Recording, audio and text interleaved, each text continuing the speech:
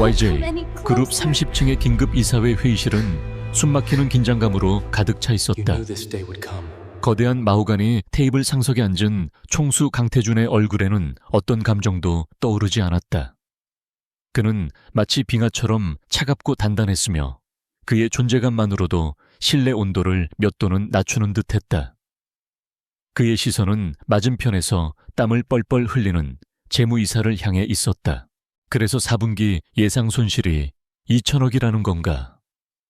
박 이사 자네는 이 보고서를 승인하기 전에 읽어보기는 했나? 태준의 목소리는 낮고 조용했지만 그 안에 담긴 서늘함은 회의실 전체를 얼어붙게 만들었다. 그의 손가락이 태블릿 화면을 가볍게 두드렸다. 박 이사는 마른 침을 삼켰다. 총수님, 그건 예상치 못한 해외 시장의 변수 때문에. 변명은 공허하게 울렸다. 태준은 고개를 저었다. 그는 변명을 듣기 위해 이 자리에 있는 것이 아니었다. 그는 결과를 원했고 지금 그의 앞에는 실패라는 두 글자만 뚜렷하게 보였다. 변수는 관리하라고 있는 것이지 핑계대라고 있는 게 아닐. 태준이 자리에서 일어섰다.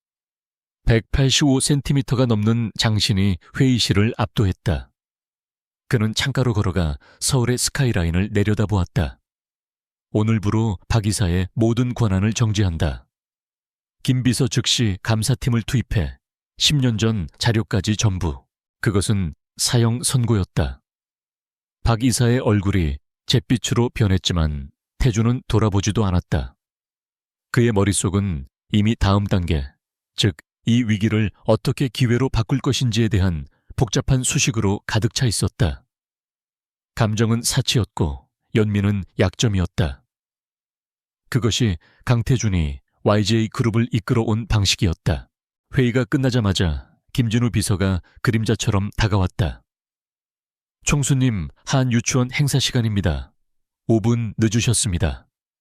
태준은 방금 전에 냉혹한 포식자의 모습을 순식간에 지우고 손목시계를 확인했다. 그의 미간이 미세하게 좁혀졌다. 그는 유일하게 자신의 계획대로 통제되지 않는 존재, 6살배기 딸 강하나를 떠올렸다. 최고급 세단이 도심의 복잡한 교통체증을 뚫고 달리는 동안 태준은 넥타이를 살짝 풀었다. 차창 밖으로 스쳐 지나가는 풍경처럼 그의 머릿속에서도 수천억 원의 비즈니스 결정들이 스쳐 지나갔다. 하지만 그 모든 것을 잠시 밀어내고 그는 딸아이의 작은 얼굴을 그렸다. 5년 전 그날 이후로 웃음을 잃어버린 아이. 유치원 야외 바자회는 아이들의 웃음소리와 학부모들의 활기로 가득 차 있었다. 완벽하게 재단된 슈트를 입은 강태준의 등장은 그곳의 명랑한 분위기와는 다소 이질적이었다.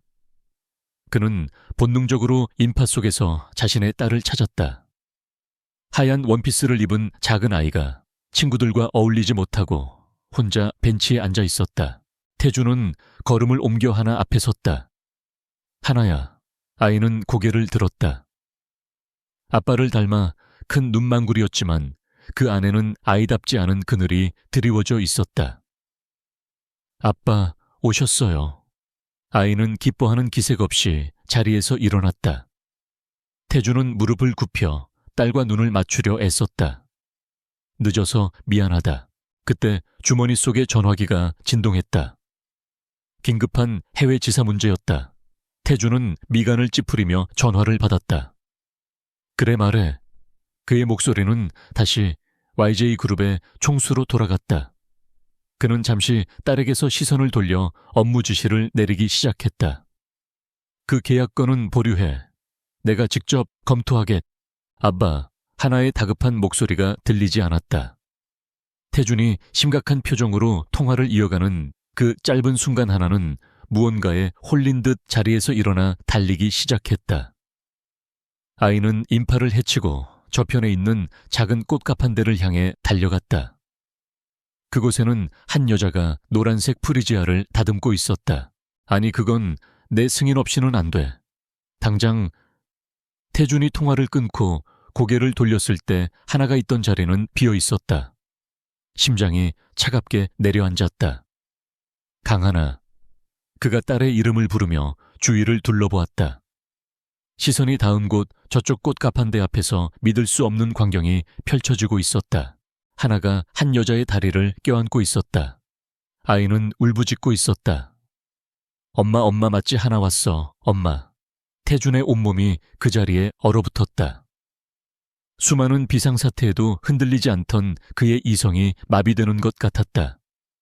그는 천천히 마치 꿈속을 걷는 것처럼 그곳으로 발걸음을 옮겼다.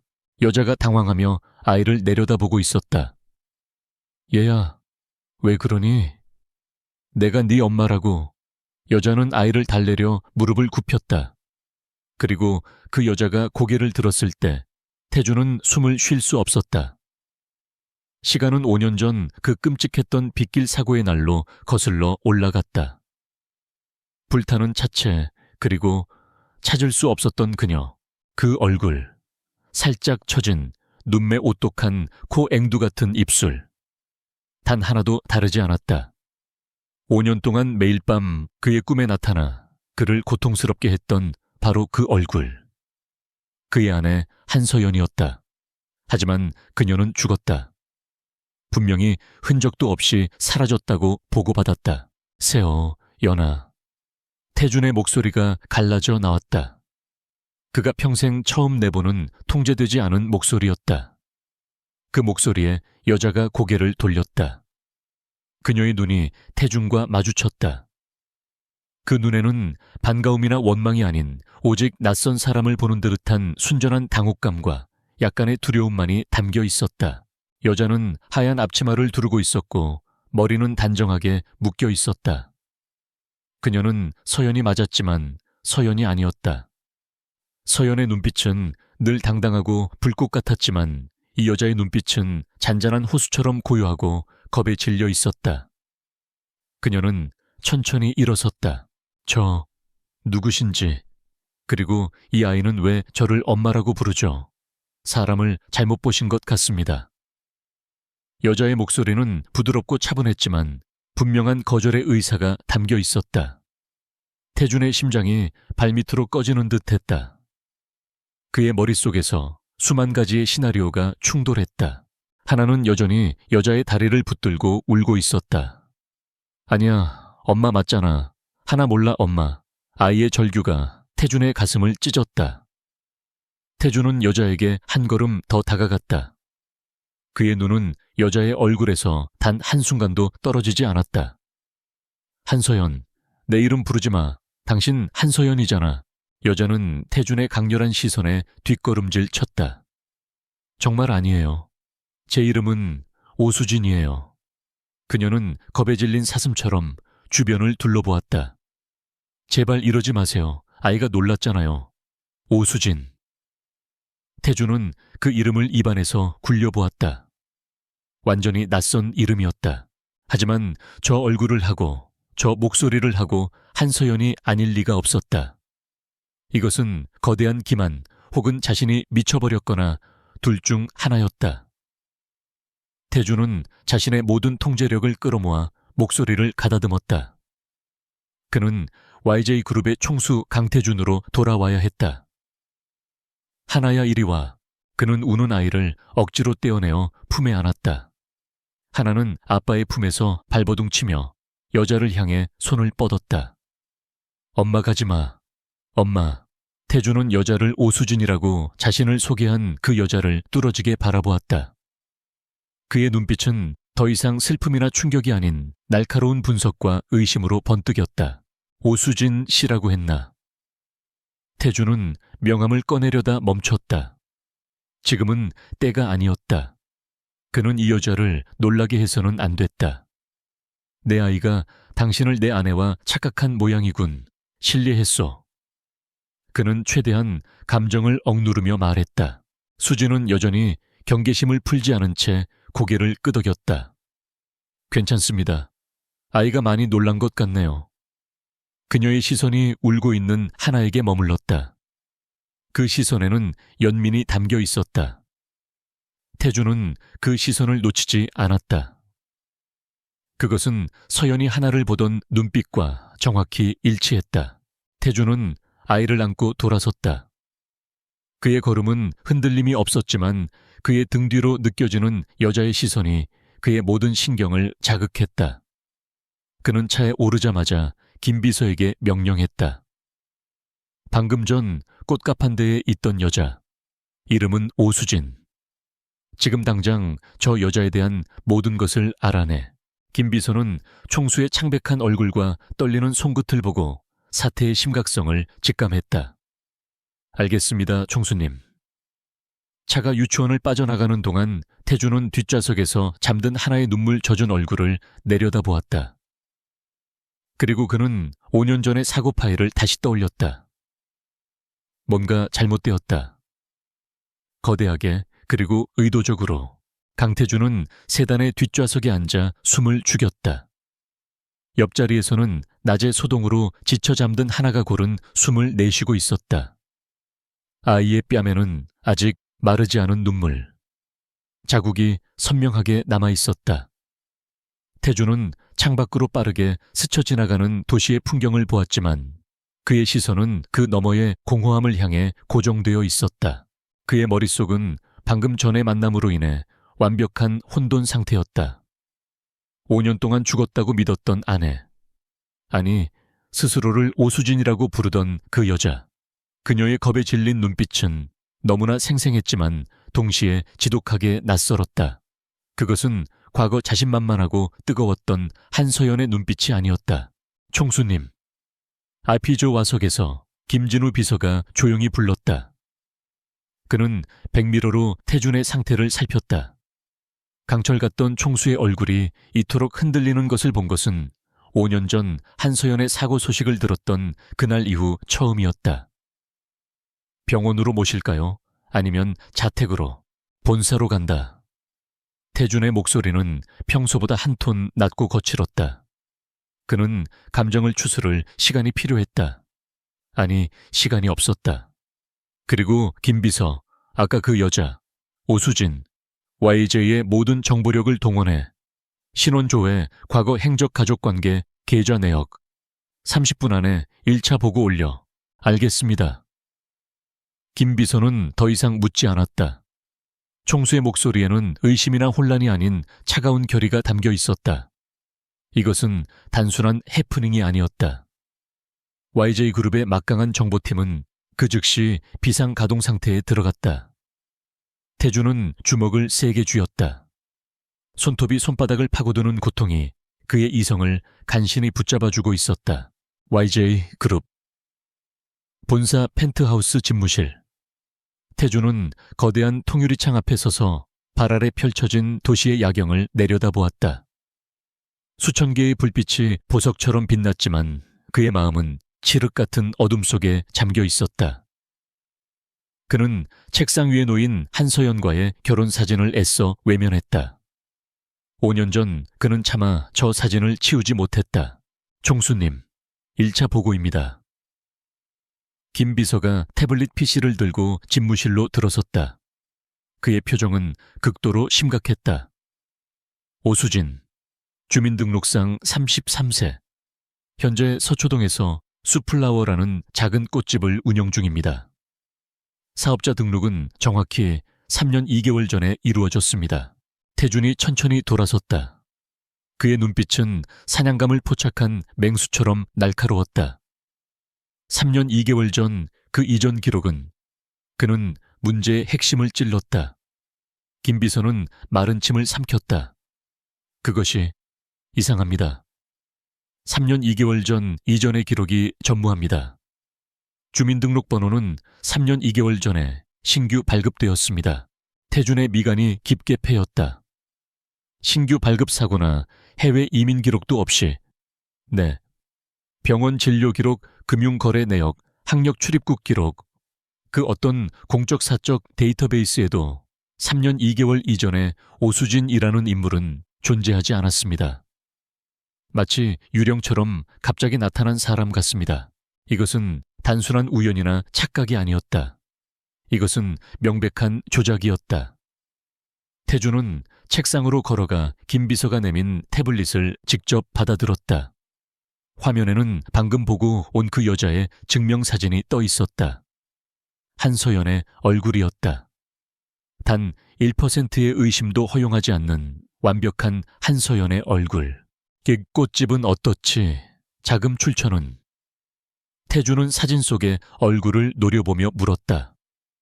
꽃집 임대 보증금과 초기 창업 자본금은 총 2억 원, 전액 현금으로 일시불 지급되었습니다.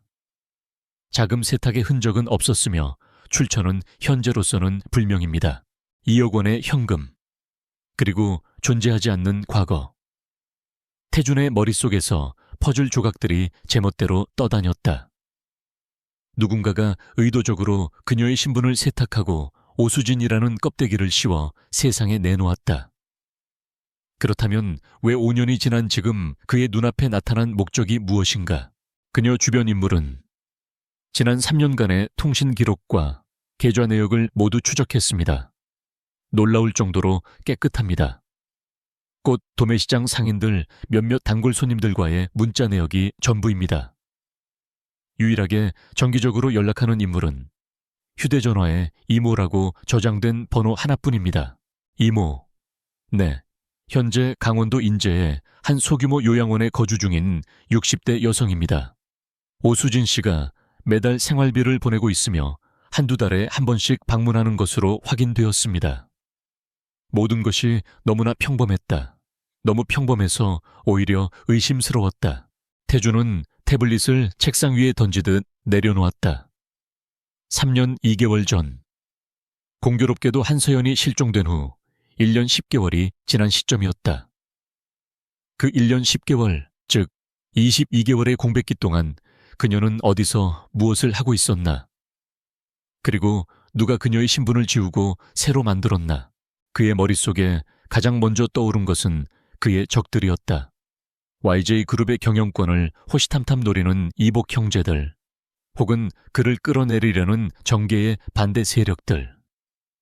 그들이 서연을 납치해 기억을 지우고 지금 자신을 협박하거나 혼란에 빠뜨리기 위해 풀어놓은 것인가?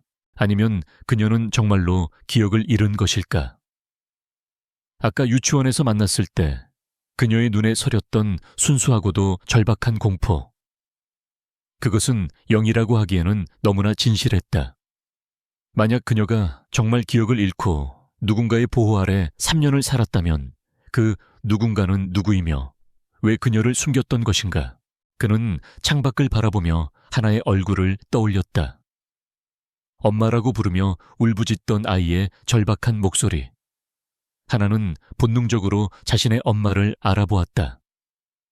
아이의 순수한 본능은 거짓말을 하지 않는다. 태주는 결심했다. 그는 이 지독한 미스터리를 직접 풀어야 했다. 정보팀의 보고서만으로는 부족했다. 김비서. 태준의 목소리는 얼음장처럼 차가워졌다. 내일 오전 스케줄 전부 취소해. 총수님, 하지만 내일은 이사회. 전부 취소해. 태준의 목소리는 단호했다. 어떠한 반론도 용납하지 않겠다는 의지였다. 그리고 아무도 모르게 차 한 대 준비해. 평범한 국산 세단으로. 내가 직접 운전한다. 김비서는 총수의 의도를 즉각 파악했다. 알겠습니다. 그리고 오수진 씨에 대한 24시간 감시는 어떻게 할까요? 태주는 잠시 망설였다. 그녀를 감시하는 것은 필수였지만 만약 그녀가 정말 기억을 잃은 피해자라면 그것은 또 다른 상처가 될 수 있었다. 아니, 감시는 붙이지 마. 태준이 말했다. 만약 배우가 있다면 우리의 움직임을 즉각 알아챌 거다. 지금은 내가 직접 조용히 접근한다. 그는 오수진이라는 여자를 다시 만나야 했다. YJ그룹의 총수 강태준이 아닌 그저 길 잃은 아내를 찾는 한 남자로서 같은 시각 서초동의 작은 꽃집 수플라워는 이미 문을 닫았다. 가게 안쪽에 딸린 작은 방에서 오수진은 무릎을 감싸 안고 침대에 앉아 있었다. 그녀의 몸이 공포와 혼란으로 미세하게 떨리고 있었다. 낮에 있었던 일이 마치 현실감 없는 악몽처럼 그녀를 괴롭혔다. 그 남자의 불타는 듯한 격렬한 눈빛, 그리고 자신을 엄마라고 부르며 필사적으로 매달리던 작은 아이. 아이의 울음소리가 아직도 귓가에 쟁쟁하게 울렸다. 왜 그렇게 가슴이 아팠을까? 마치 자신의 심장이 날카로운 것에 찔린 듯한 고통이었다. 그녀는 그 아이를 전혀 알지 못하는데도 말이다. 그녀는 3년 전 강원도의 한적한 시골길에서 발견되었다고 했다. 그녀를 구해준 이모는 그녀가 심한 교통사고로 모든 기억을 잃었다고 했다. 그녀의 머릿속은 백지장처럼 하였다. 이름도 나이도 가족도 아무것도 기억나지 않았다. 이모는 그녀에게 오수진이라는 이름을 주었고 서울에 작은 꽃집을 차릴 수 있게 도와주었다. 하지만 오늘 만난 그 남자, 강태준. 그녀는 집에 돌아오자마자 두려움에 떨며 인터넷으로 그 남자의 이름을 검색해 보았다. YJ그룹 총수, 대한민국 경제계의 거물, 그리고 그의 아내 한서연. 5년 전 의문의 빗길 교통사고로 실종. 화면 속 한서연의 사진을 보는 순간 수지는 숨이 멎는 줄 알았다. 사진 속의 여자는 자신과 놀랍도록 닮아 있었다. 아니, 그냥 거울을 보는 것 같았다. 하지만 사진 속 여자는 세상 모든 것을 가진 듯 자신감 넘치고 화려했지만 자신은 그저 과거조차 없는 초라한 꽃집 주인일 뿐이었다. 수지는 공포감에 휩싸여 모니터를 껐다. 아니야, 난 오수진이야. 난 한서연이 아니야. 그녀는 머리를 감싸 쥐었다. 하지만 그 남자가 자신을 서연아라고 불렀을 때 심장 깊은 곳에서 무언가 뜨겁고 아픈 것이 울리는 듯했다. 그녀는 두려웠다. 자신이 누구인지 모른다는 막연한 사실보다 자신이 알지 못하는 거대한 비밀에 휩쓸려 들어가고 있다는 직감이 더 두려웠다. 태주는 집무실에서 밤을 새웠다. 김 비서가 가져온 추가 보고서에는 오수진의 3년간의 삶이 분 단위로 기록되어 있었다. 그녀는 정말로 평범한 꽃집 주인으로 살고 있었다. 매일 아침 6시 30분에 일어나 꽃 도매시장에 가고 오전 내내 꽃을 다듬고 저녁 7시에 문을 닫았다. 너무나 평범하고 단조로워서 오히려 비현실적이었다. 이것은 완벽하게 연출된 삶이었다. 누군가가 그녀를 그곳에 심어두고 관리하고 있었다. 그는 5년 전 아내의 사고 기록 파일을 다시 열었다. 빗길 교통사고, 음주 트럭 운전사의 중앙선 침범. 서연이 탄 차는 다리 밑강으로 추락했고 거센 물살에 휩쓸려 시신조차 찾지 못했다. 당시 트럭 운전사는 현장에서 즉사했고 사건은 단순 사고로 종결되었다. 태주는 당시의 자신을 경멸했다. 아내를 잃은 슬픔과 충격에 눈이 멀어 그는 YJ그룹의 막대한 정보력을 제대로 사용하지 않았다. 그는 경찰의 보고를 너무 쉽게 받아들였다. 하지만 이제 5년 만에 그녀가 돌아왔다. 모든 기억을 잃은 채 완전히 다른 이름으로 그는 책상 위에 결혼 사진을 집어들었다. 환하게 웃고 있는 서연의 모습. 서연아, 만약 정말 당신이라면 대체 누가 왜 당신에게 이런 끔찍한 짓을 한 거지? 그의 눈빛이 차갑게 빛났다. 참을 수 없는 분노와 깊은 죄책감, 그리고 신락 같은 희미한 희망이 그의 안에서 격렬하게 뒤엉켰다. 그는 오수진의 신상 정보 파일을 닫았다. 3년 2개월 전, 공백에 이입 2개월, 그리고 완벽한 신분 세탁. 그는 흩어진 퍼즐 조각들을 맞추기 시작했다. 이것은 단순한 사고가 아니었다. 처음부터 끝까지 철저하게 계획된 범죄였다. 그리고 그 범인은 지금 이 순간에도 어둠 속에서 그의 움직임을 지켜보며 웃고 있을 것이다. 내가 반드시 찾아내 무슨 수를 써서라도. 오수진은 꽃집 문을 닫은 뒤에도 한참을 자리에 주저앉아 있었다. 가게 안을 가득 채운 라일락 향기가 오늘따라 유독 머리를 아프게 했다. 그녀는 떨리는 손으로 관자놀이를 꾹 눌렀다. 어제 만났던 그 남자 강태준의 불타는 듯한 눈빛과 자신을 엄마라고 부르며 울부짖던 작은 아이. 하나의 모습이 잔상처럼 남아 그녀를 괴롭혔다. 그녀는 자신이 누구인지 알고 싶지 않았다. 지난 3년간 그녀는 오수진이라는 이름 뒤에 숨어 평화롭게 지냈다.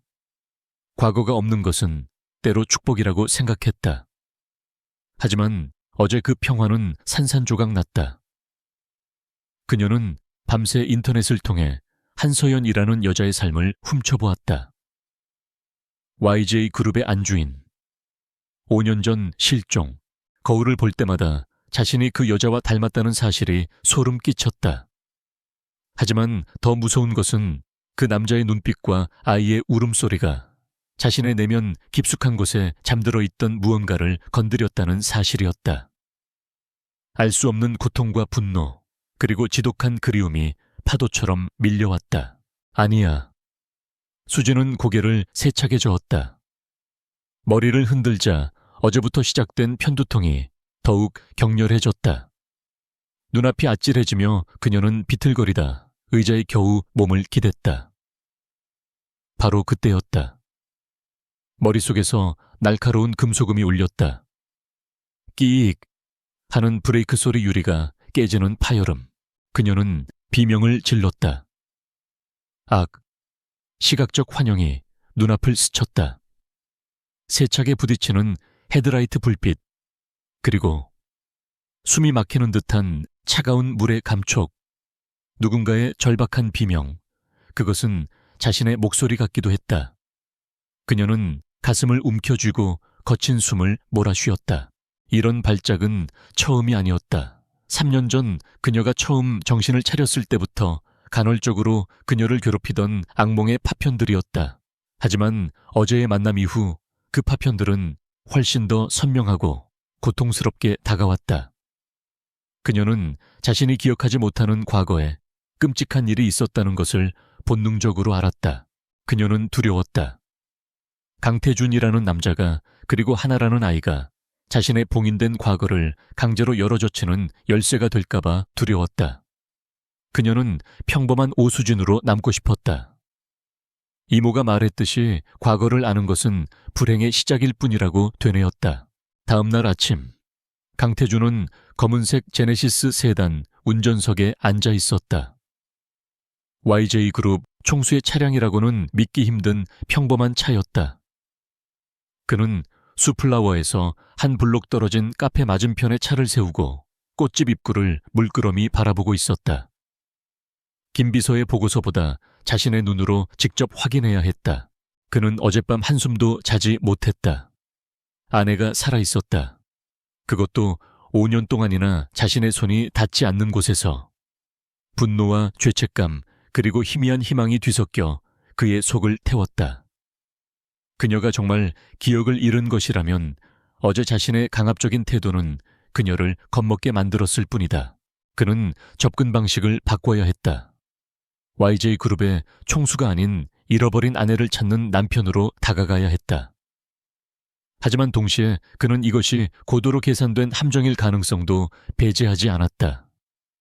그 배우가 누구든 서연의 기억 상실을 이용해 자신을 조종하려 할 수도 있었다.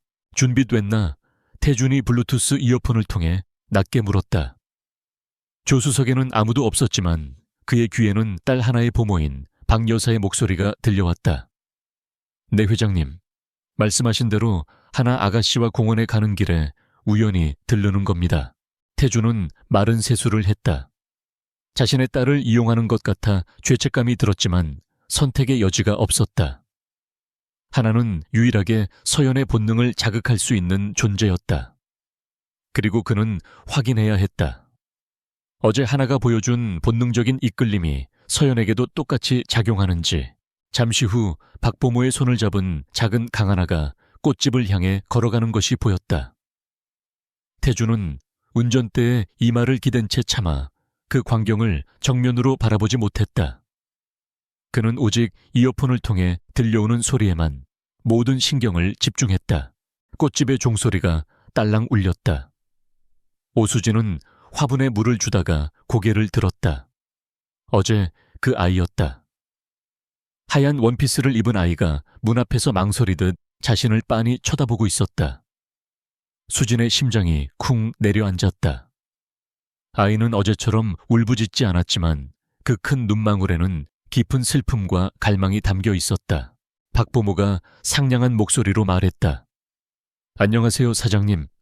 저택에 둘 꽃을 좀 사려고 하는데요. 이 아이가 꽃을 참 좋아해서요.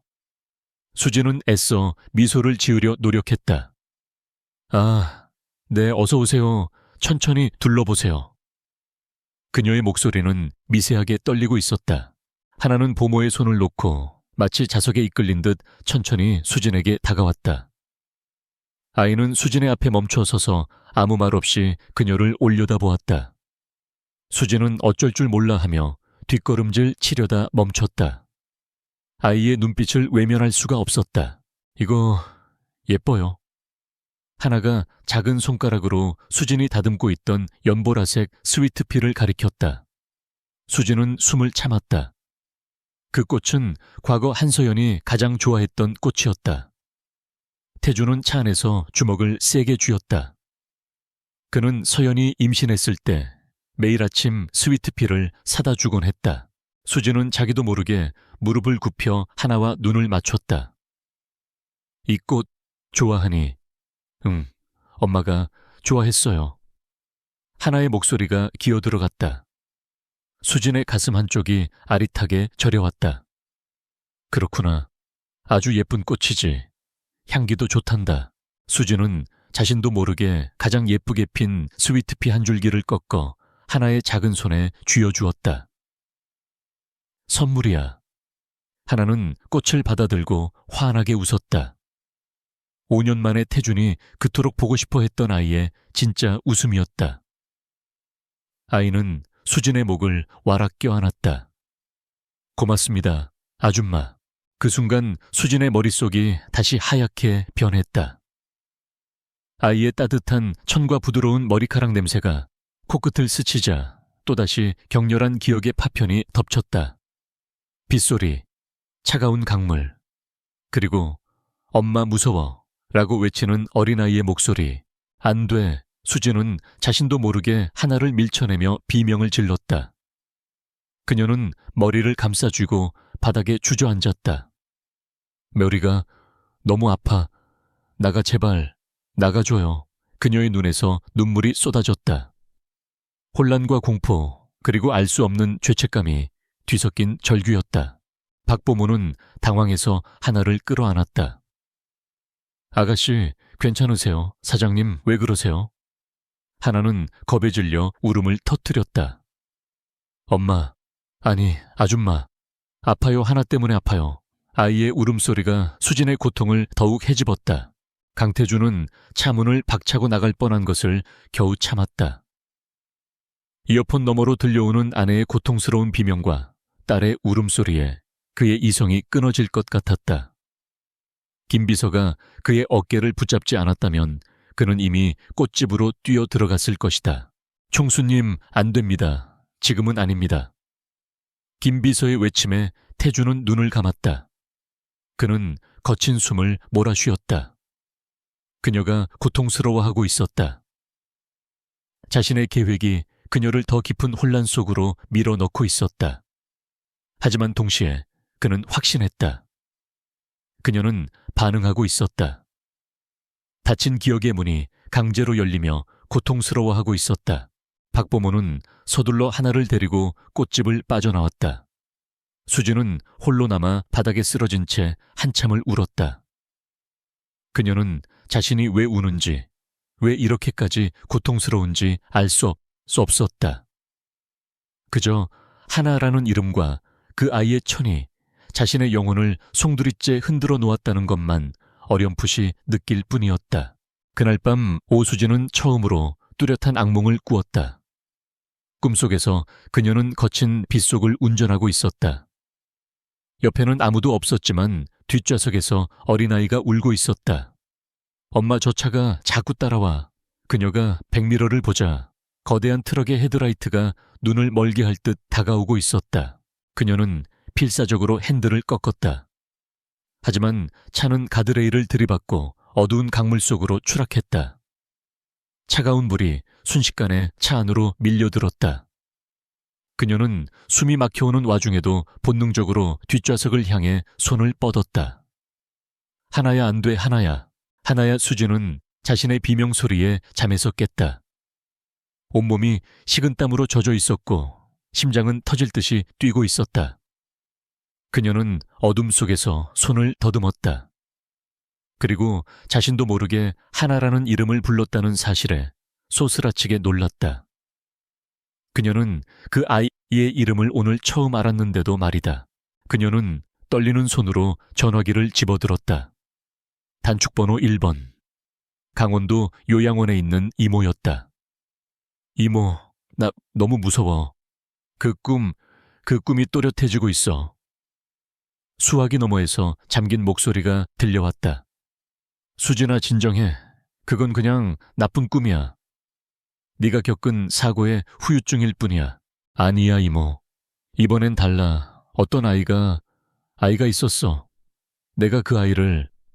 수진은 흐느꼈다. 이모, 나 대체 누구야? 3년 전에 나한테 무슨 일이 있었던 거야? 수화기 너머에서 잠시 침묵이 흘렀다. 그리고 이모는 평소보다 훨씬 더 단호한 목소리로 말했다. 수진아, 서울은 너한테 안 맞아. 그 꽃집 당장 정리하고 이리 내려와. 더 늦기 전에. 강태준은 자신의 차 안에서 오수진이 이모라는 사람과 통화하는 내용을 실시간으로 듣고 있었다.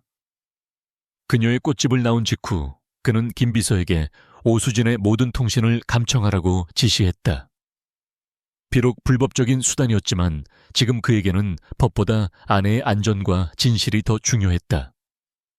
수화기 너머로 들려오는 수진의 공포에 질린 흐느낌과 이모라는 여자의 냉정한 목소리는 그의 심장을 얼어붙게 만들었다. 이모라는 여자, 당장 조사해. 강원도 인제의 요양원. 지금 당장. 태준의 목소리는 분노로 낮게 깔려 있었다. 김 비서는 즉시 정보팀에 지시를 내렸다. 총수님, 오수진 씨가 서울을 떠나려 하고 있습니다. 막아야 하지 않을까요? 태준은 고개를 저었다. 그의 눈은 어둠 속에서 형형하게 빛나고 있었다.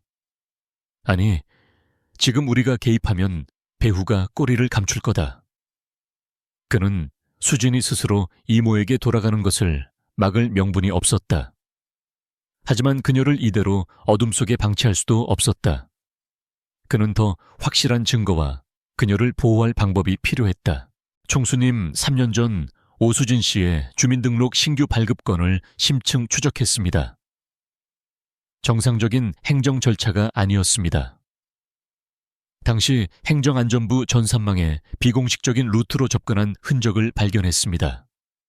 이 정도 수준의 정보 조작은 단순 브로커의 소행이 아닙니다. 최소한 국가기관 고위급의 묵인이나 협조가 필요합니다. 태준의 표정이 싸늘하게 굳었다. 그의 아내를 5년 동안 숨기고 국가 전산망까지 조작할 수 있는 힘. 이것은 그가 예상했던 것보다 훨씬 더 거대한 세력이 연관되어 있음을 의미했다. 그의 적들은 YJ그룹의 경영권을 노리는 이복 형제들 수준이 아니었다. 이것은 그의 존재 자체를 위협하는 적이었다. 5년 전 사고 파일을 다시 가져와. 태준은 집무실로 돌아오자마자 명령했다. 수백 페이지에 달하는 5년 전 한서연 실종 사고 보고서가 그의 태블릿에 펼쳐졌다. 당시 그는 슬픔에 눈이 멀어 이 서류들을 제대로 검토할 이성조차 없었다. 하지만 지금은 달랐다. 그는 YJ그룹의 총수로서 이 보고서의 모든 허점을 꿰뚫어 볼 수 있었다. 사고 현장 가평 색강다리, 사고 원인 음주 트럭 운전사의 중앙선 침범, 운전자 현장 즉사.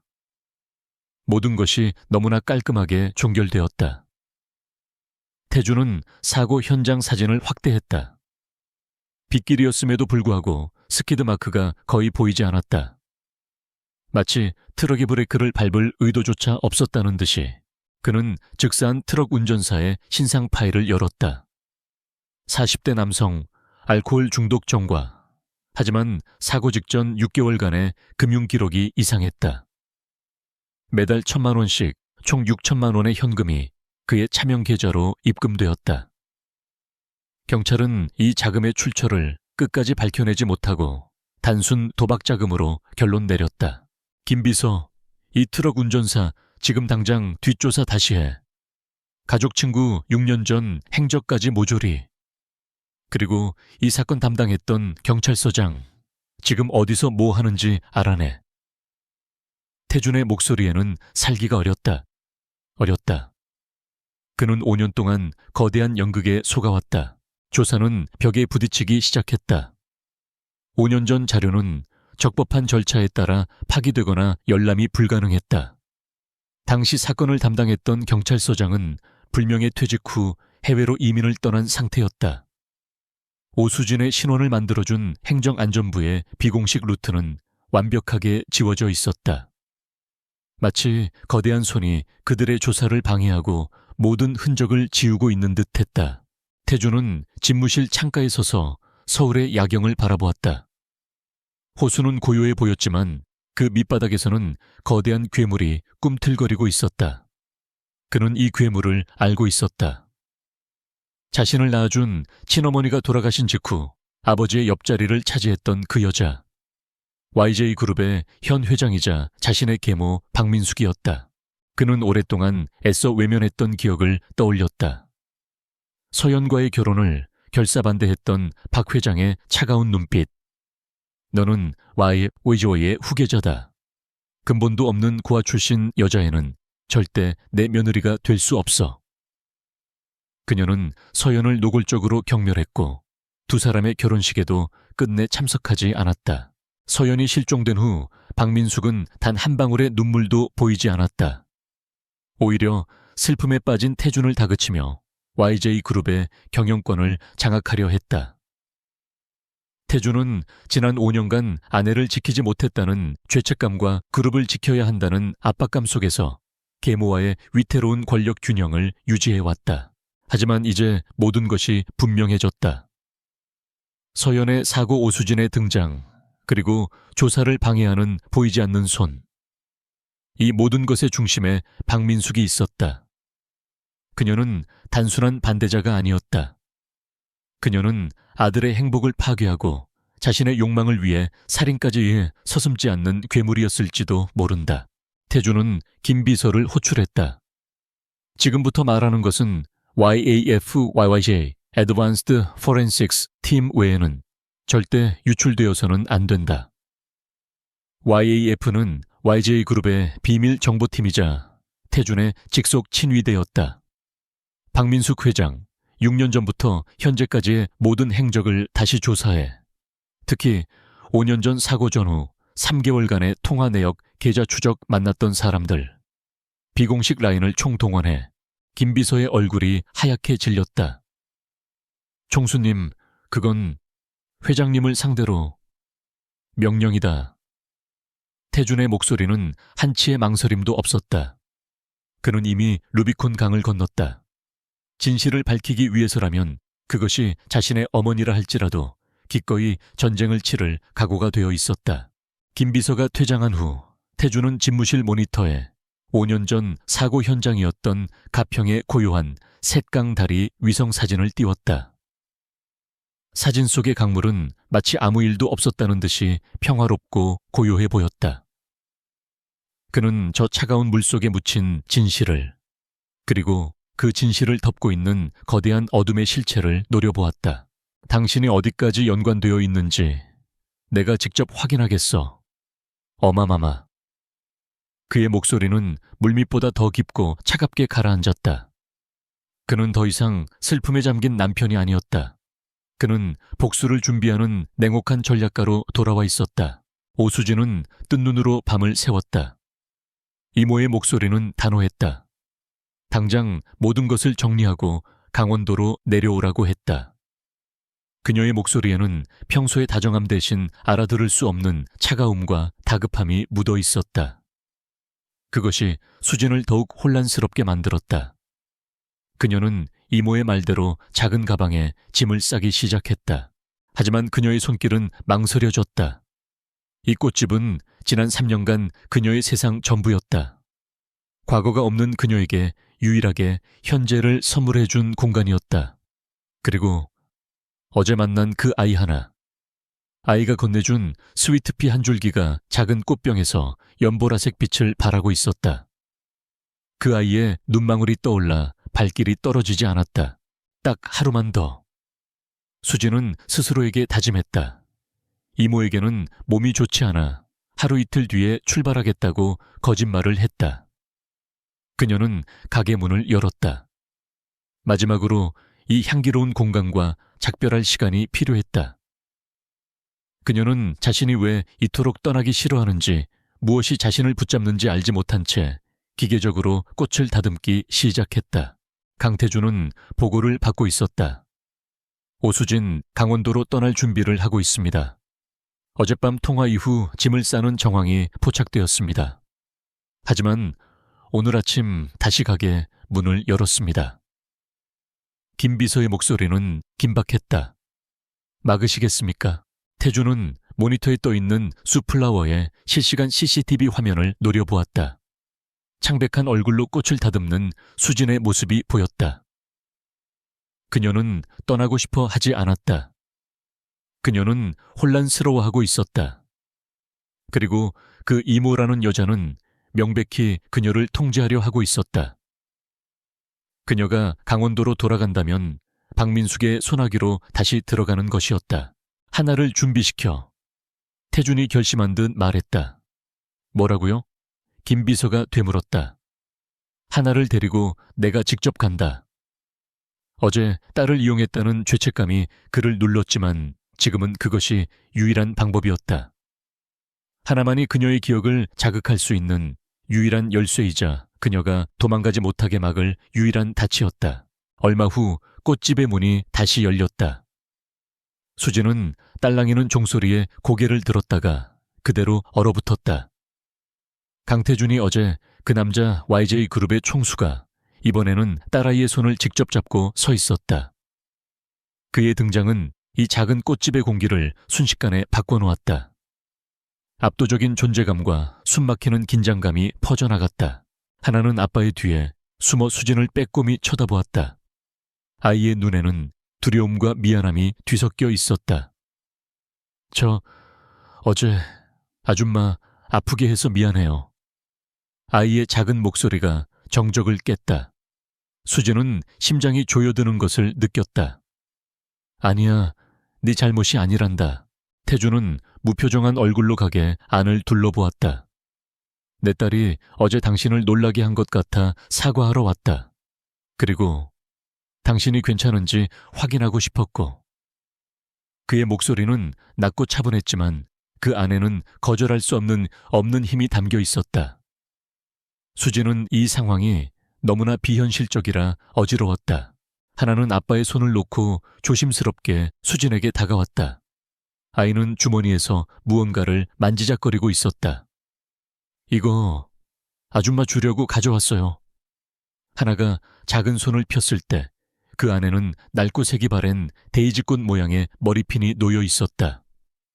점토로 만든 투박하지만 정성이 담긴 머리핀이었다. 수진의 시선이 그 머리핀에 고정되었다. 너무나 익숙했다. 그녀는 왜인지 이 물건을 똑똑히 알고 있는 것만 같았다. 하나는 자기가 가장 아끼는 물건을 보여주며 수줍게 말했다. 이거 엄마가 만들어준 거예요. 하나가 아기였을 때. 세상에 하나밖에 없는 거래요. 아이가 머리핀을 수진에게 건네주려다 그만 손에서 놓쳤다. 머리핀이 바닥으로 떨어지며 둔탁한 소리를 냈다. 하나가 외쳤다. 수진은 자신도 모르게 본능적으로 몸을 숙여 바닥에 떨어진 머리핀을 집어들었다. 그녀의 손가락 끝이 거친 점토의 감촉과 만나는 순간 쾅! 그녀의 머릿속에서 무언가가 터졌다. 눈앞의 꽃집 풍경이 사라지고 전혀 다른 장면이 눈앞에 펼쳐졌다. 따뜻한 햇살이 비치는 방. 자신의 손, 점토와 물감으로 범벅이 된 손. 그녀는 노래를 흥얼거리고 있었다. 자장가를, 그리고 아기 의자에 앉아 까르르 웃는 작고 통통한 아기의 모습. 하나 우리 하나. 엄마가 예쁜 핀 만들어줄게. 자신의 목소리였다. 너무나 행복하고 너무나 사랑이 넘치는 목소리. 그 따뜻한 기억의 파도가 그녀의 얼어붙은 의식을 강타했다. 하나. 수지는 떨리는 목소리로 그 이름을 중얼거렸다. 그것은 눈앞의 아이를 부르는 것이 아니었다. 기억 속의 아기를 부르는 이름이었다. 그녀는 머리핀을 쥔 채 비틀거리며 일어섰다. 그녀의 눈은 초점을 잃고 눈앞의 강태준과 강하나를 번갈아 바라보았다. 당신, 그리고 너. 그녀는 숨을 헐떡였다. 머릿속을 헤집는 고통과 방금 전의 따뜻한 기억이 격렬하게 충돌했다. 이 혼란을 감당할 수 없었다. 아, 안 돼. 수진의 눈이 뒤로 젖혀지며 그녀는 그대로 정신을 잃고 쓰러졌다. 서연아. 강태준이 절규하듯 외치며 몸을 날렸다. 그는 수진이 바닥에 부딪히기 직전 그녀를 품에 안았다. 그녀의 몸은 깃털처럼 가벼웠다. 태준은 떨리는 손으로 그녀의 뺨을 감쌌다. 서연아 정신 차려. 김비서 당장 차 대기시켜 병원으로 간다. 그는 수진을 안아들고 꽃집을 뛰쳐나왔다. 하나는 겁에 질려 울음을 터뜨렸다. YJ 그룹 소유의 가장 가까운 VIP 병원. 수진은 곧바로 응급실로 옮겨졌고 태준은 병원 복도에서 초조하게 기다렸다. 그의 머릿속은 지옥이었다. 그녀가 기억을 찾다 쓰러진 것인가 아니면 얼마 후 태준의 주치의이자 병원장인 노 박사가 심각한 표정으로 나왔다. 총수님, 환자분은 일단 진정시켰습니다. 그런데 놀라운 것을 발견했습니다. 그는 태준을 자신의 사무실로 데려가 방금 찍은 MRI 사진을 화면에 띄웠다. 이쪽을 보시죠. 환자분의 측두엽입니다. 노 박사가 레이저 포인터로 뇌의 특정 부분을 가리켰다. 오래되었지만 심각한 외상성 뇌 손상의 흔적입니다. 흉터 조직이 선명하게 보입니다. 아마도 거대한 충격과 함께 저산소증을 동반한 가령 익사 직전의 상태 같은 태준의 숨이 멎었다. 익사. 5년 전 강물 속으로 추락했던 차. 그래서 기억 상실은 총수님, 이것은 연기가 아닙니다.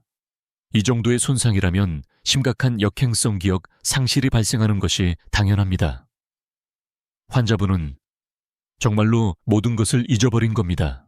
노 박사의 진단은 태준의 마지막 남은 의심마저 날려버렸다. 그녀는 피해자였다. 5년 동안 끔찍한 고통 속에서 홀로 버텨온 피해자. 태준은 주먹을 세게 쥐었다. 손톱이 손바닥을 파고들어 피가 배어나왔다. 그럼 최근의 기억 발작은 아마도 최근의 강한 자극, 총수님이나 따님과의 만남이 뇌에 손상된 회로를 억지로 자극한 것 같습니다. 기억이 돌아오려는 신호일 수도 있지만 동시에 매우 위험합니다. 뇌에 과부하가 걸려 최악의 경우엔 노 박사는 말을 아꼈다. 태준은 병실 창문을 통해 잠들어 있는 수진 안이 서연을 바라보았다. 링거를 꽂은 하얀 손, 창백한 얼굴. 그녀를 이렇게 만든 자들에 대한 사리가 온몸을 휘감았다. 박민숙, 감히 내 아내와 내 아이에게. 그는 이제 확신했다. 이것은 전쟁이다. 강태준은 VIP 병실의 소독약 냄새를 증오했다. 5년 전 아내의 실종 소식을 처음 들었던 곳도 이와 비슷한 냄새가 나는 응급실이었다. 그는 유리창 너머로 잠든 서연의 창백한 얼굴을 지켜보았다. 노 박사의 진단은 그의 마지막 남은 이성적 의심마저 거두어갔다.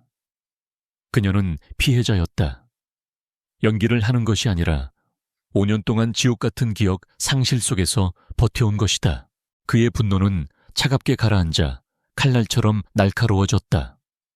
박민숙, 감히 자신의 아내를 하나뿐인 아들을 낳아준 여자를 이렇게 만든 장본인. 그는 주치의에게 아내의 상태에 대한 철저한 함구령을 내렸다. 오수진이라는 이름의 환자는 YJ 그룹의 최고 보안 등급으로 관리되기 시작했다. 하지만 YJ그룹의 정보망은 거미줄처럼 얽혀 있었다. 태준이 직접 VIP 병동을 통째로 폐쇄하고 신원불명의 여자를 입원시켰다는 보고는 즉시 본가즉 박민숙 회장의 귀로 흘러 들어갔다. 평창동의 거대한 한옥저택 박 회장의 서재는 이른 아침부터 무거운 공기로 가라앉아 있었다. 그래서 태준이가 5년 전에 죽은 그 애와 닮은 여자를 병원에 숨겨두었다. 박민숙은 정갈하게 찻잔을 내려놓으며 물었다. 그녀의 목소리는 늙은 난초처럼 우아했지만 그 안에는 뱀의 독이 서려 있었다. 보고를 올린 비서는 감히 고개를 들지 못했다. 네, 회장님. 외형이 거의 일치한다고 합니다. 강하나 아가씨가 엄마라고 불렀다고 찻잔이 깨지는 날카로운 소리가 방안을 울렸다.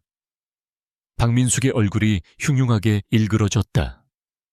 감히 죽은 것이 아니었어. 그 질긴 년이. 5년 전 그녀는 모든 것을 완벽하게 처리했다고 생각했다. 트럭 운전사, 경찰, 심지어 서연을 물에서 건져내 기억을 지우고 감시하던 시골의 그 여자 오수진의 이모까지 모두 그녀의 돈과 권력으로 묶어둔 끈이었다.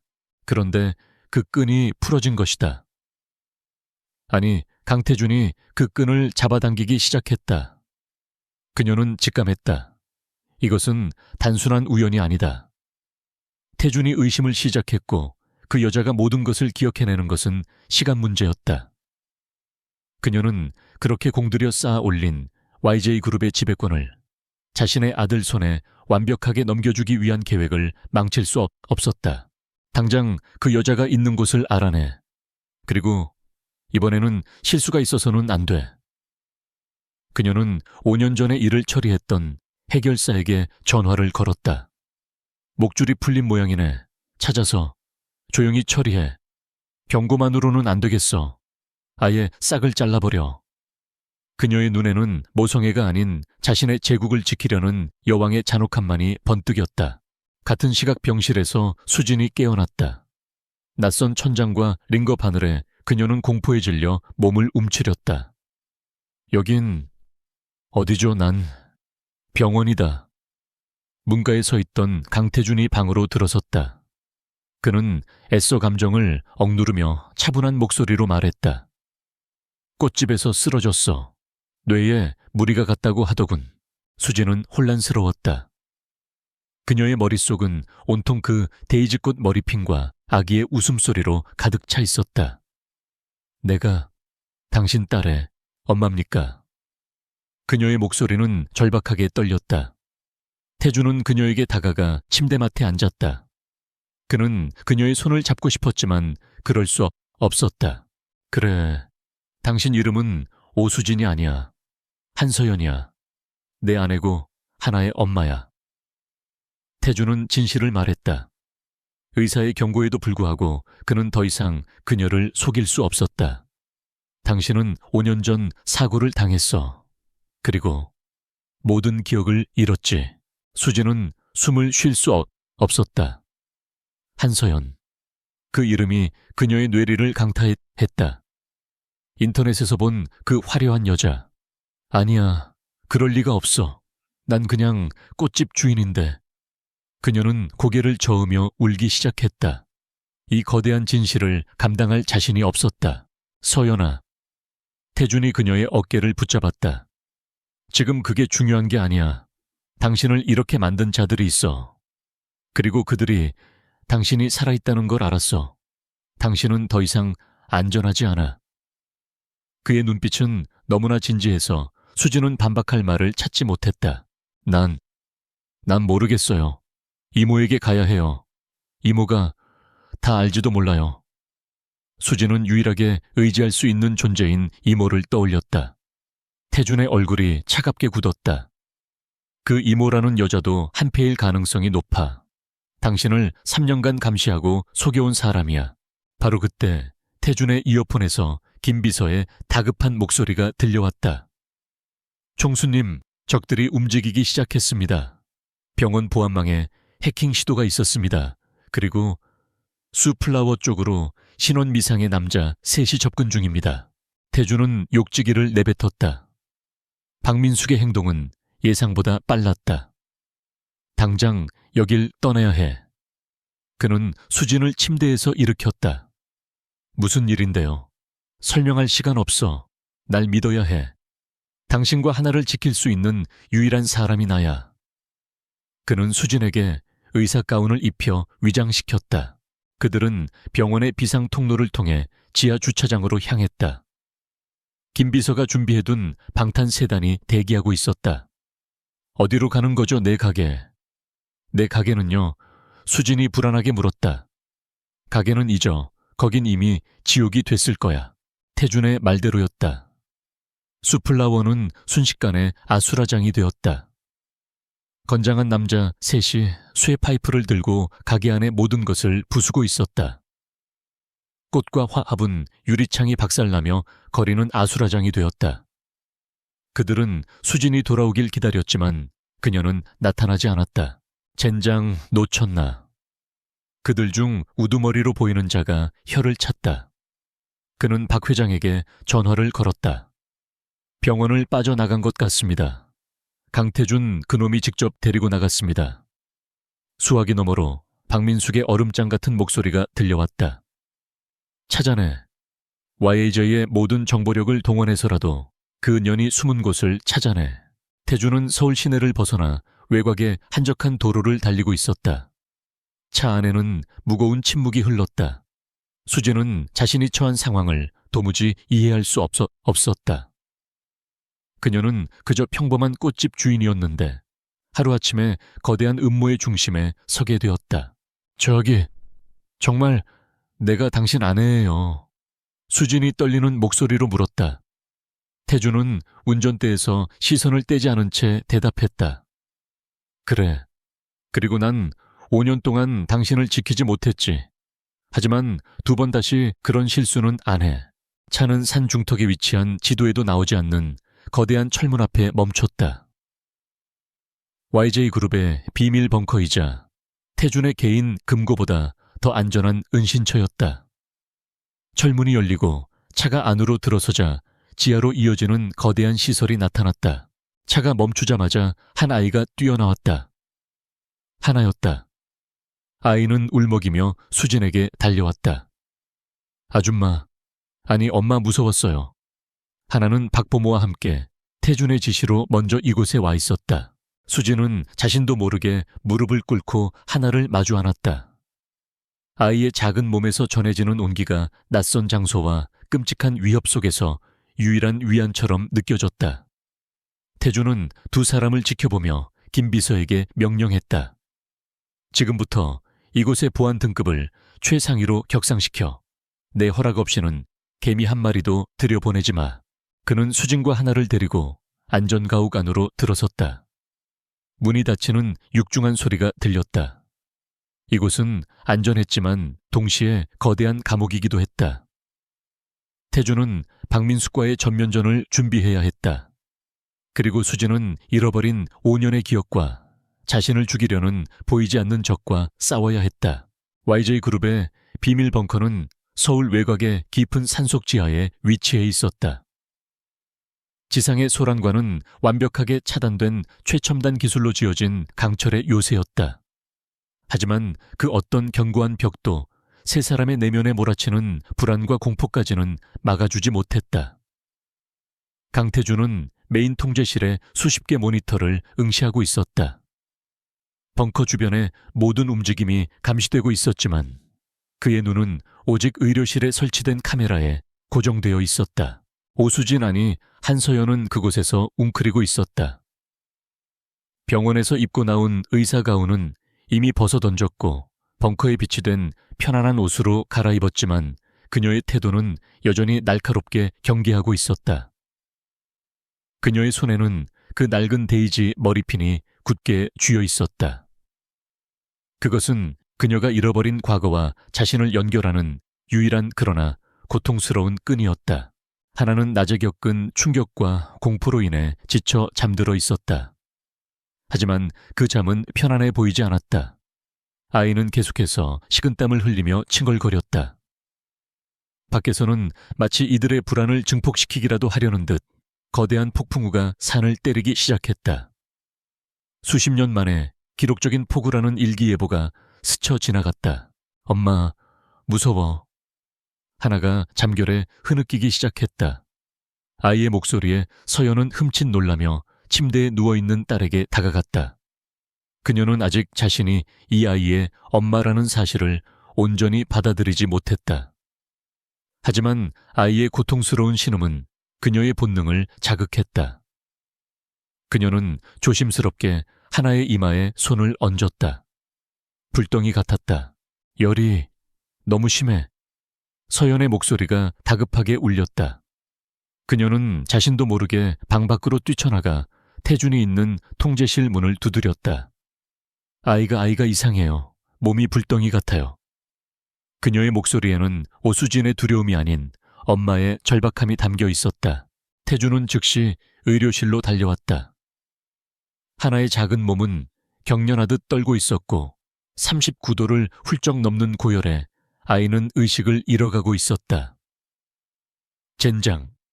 태준은 즉시 벙커 내 인터컴으로 주치의인 노 박사에게 연락을 시도했다. 하지만 폭우로 인해 산사태가 발생해 벙커로 진입하는 유일한 도로가 막혔다는 절망적인 보고만 돌아왔다. 이사가 올 수 없다고 합니다. 폭풍 때문에 길이 막혔어요. 태준의 목소리에 처음으로 절망감이 어렸다. YJ그룹의 총수인 그도 자연재해 앞에서는 무력했다. 그는 벙커 내의 최고급 응급처치 키트를 열었지만 의학 지식이 없는 그가 할 수 있는 일은 많지 않았다. 바로 그때 공황 상태에 빠져 있던 서연이 그를 밀치고 나섰다. 비켜요. 그녀의 눈빛이 변해 있었다. 혼란스럽고 겁에 질렸던 오수진은 사라지고 무섭도록 집중하고 결단력 있는 누군가가 그 자리를 대신했다. 찬물 말고 미지근한 물 한 대야. 그리고 수건 여러 장. 당장. 그녀의 목소리는 마치 숙련된 의사처럼 단호했다. 태준은 자신도 모르게 그녀의 명령에 따라 물과 수건을 가져왔다. 서연은 망설임 없이 하나의 옷을 벗기고 미지근한 물에 적신 수건으로 아이의 몸을 닦아내기 시작했다. 그녀의 손길은 정확하고 거침없었다. 목덜미, 겨드랑이, 사타구니. 열을 가장 빨리 내릴 수 있는 부위들이었다. 태준은 그 광경을 숨죽여 지켜보았다. 저 손길. 5년 전 하나가 갓난아기였을 때 그가 밤샘 회의를 마치고 돌아오면 항상 보았던 모습이었다. 서연은 유난히 열이 많았던 하나를 위해 밤새도록 저렇게 아이를 간호하곤 했다. 그것은 책에서 배운 지식이 아니었다. 그것은 오직 엄마만이 할 수 있는 몸에 각인된 기억이었다. 하나야, 괜찮아. 엄마 여기 있어. 괜찮아. 서연은 자신도 모르게 자장가를 흥얼거리기 시작했다. 그것은 세상에 단 하나뿐인 그녀가 직접 가사를 붙여 만든 자장가였다. 그 자장가를 듣는 순간 태준은 온몸에 전율이 흘렀다. 그가 지난 5년간 그토록 그리워했던 목소리, 그 멜로디였다. 서연 역시 자신이 부르는 노래에 스스로 놀란 듯 잠시 멈칫했다. 하지만 아이의 고통스러운 신음소리에 그녀는 다시 노래를 이어갔다. 그녀의 머릿속은 깨질 듯이 아팠다. 잊고 있던 수백 개의 기억들이 폭풍우처럼 그녀의 닫힌 의식의 문을 두드리고 있었다. 아이의 첫걸음마, 아이의 웃음소리, 그리고 서연아. 태준이 그녀의 어깨에 손을 얹었다. 그의 목소리는 심하게 잠겨 있었다. 서연은 천천히 고개를 들었다. 그녀의 눈에는 더 이상 공포가 없었다. 오직 깊은 슬픔과 지독한 혼란, 그리고 불타는 듯한 무언가가 자리 잡고 있었다. 태준은 결심했다. 지금이었다. 그녀가 오수진의 껍질을 깨고 나오는 이 순간 그녀는 진실을 감당할 수 있을 것이다. 보여줄 것이 있어. 그는 서연을 통제실로 이끌었다. 하나의 열은 다행히 조금씩 내리기 시작했고 아이는 지쳐 잠들어 있었다. 태주는 메인 스크린에 5년 전 그날의 파일을 띄웠다. 당신의 차에서 회수한 블랙박스 영상이야. 경찰 보고서에는 사고 충격으로 훼손되어 복구 불가능이라고 되어 있었지.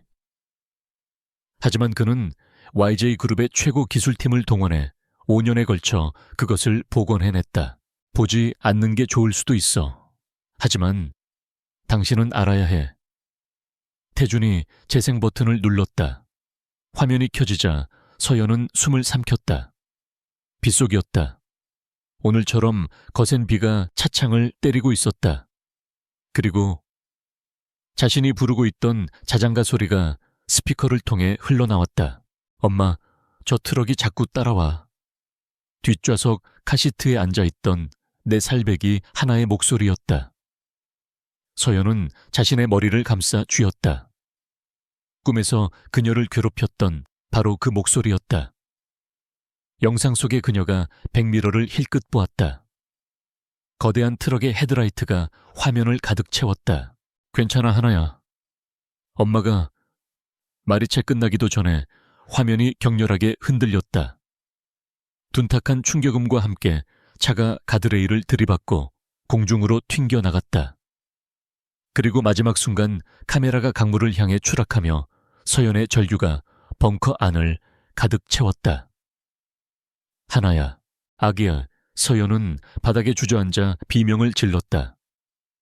영상 속의 절규와 그녀의 절규가 하나로 합쳐졌다. 그녀의 머릿속에서 모든 것이 폭발했다. 빗소리, 충격, 차가운 강물, 숨이 막혀오는 고통, 그리고 물속에서 필사적으로 아이의 손을 놓지 않으려 했던 자신의 마지막 기억까지. 하나, 내 딸, 내가... 그녀는 울부짖었다. 태준이 그녀를 부축해 일으켰다. 서연아, 정신 차려. 하나는 무사해. 그날 당신은 충격 직전에 뒷좌석의 아이를 온몸으로 감쌌어. 차가 강물에 추락했을 때 기적적으로 아이가 있던 뒷문 쪽이 수면 위로 떠올랐고 당신은 마지막 힘을 다해 아이를 물 밖으로 밀어냈어. 하지만 당신은 차와 함께 가라앉았지. 태준의 눈에서도 눈물이 흘렀다. 나는 기억이 나. 서연의 목소리는 쇳소리처럼 갈라져 나왔다. 그녀는 영상 속의 트럭을 노려보았다. 그것은 단순한 사고가 아니었다. 트럭은 명백한 의도를 가지고 그녀의 차를 절벽으로 밀어붙였다. 누가? 그녀의 눈동자가 초점을 되찾았다. 그리고 마지막 퍼즐 조각이 맞춰졌다.